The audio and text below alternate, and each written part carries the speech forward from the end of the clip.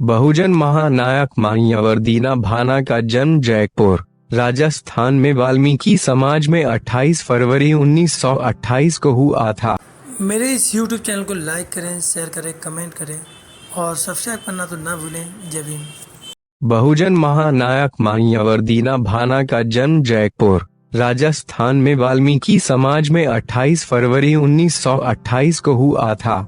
उनके पिताजी सवर्णों के यहाँ दूध निकालने जाते थे। इससे उनके मन में भी भैंस पालने की इच्छा हुई। उन्होंने पिताजी से जिद करके एक भैंस खरीदवाई, लेकिन जातिवाद की वजह से भैंस दूसरे ही दिन बेचनी पड़ी।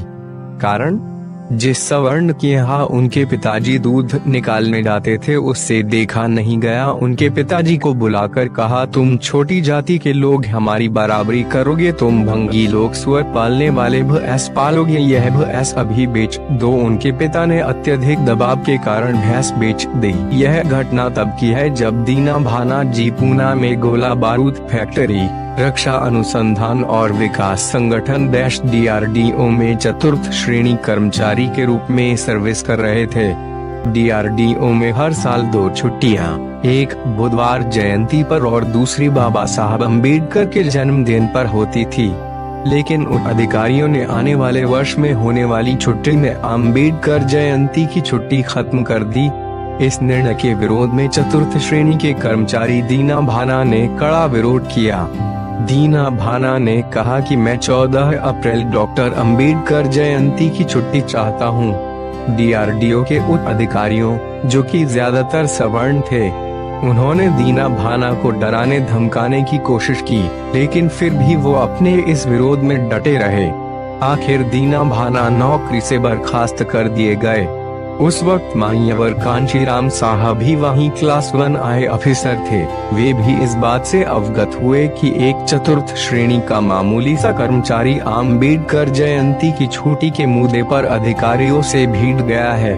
कांशीराम दीना भाना से मिले और यह जानना कि जिनकी वजह से नौकरी चली गई वे है बाबा साहब कौन है।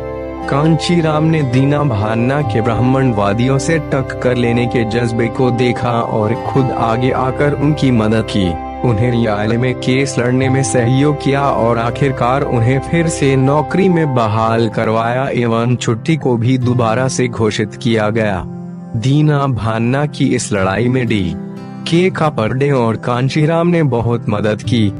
बाबा साहब के जाने के बाद उनके आंदोलन के नहीं चल पाने के कारणों पर काफी गहराई से विचार किया और इस नतीजे पर पहुंचे कि जिस समाज की गैर राजनीतिक जड़ें मजबूत नहीं होती है, उनकी राजनीति कामयाब नहीं हो सकती। इन्हीं गैर राजनीतिक जड़ों को मजबूत करने के लिए कांशीराम ने D.K. कापरडे, दीना भाना और साथियों के साथ मिलकर OBC, SC, ST और माइनॉरिटीज के सरकारी कर्मचारियों को एकजुट करने की रणनीति बनाई।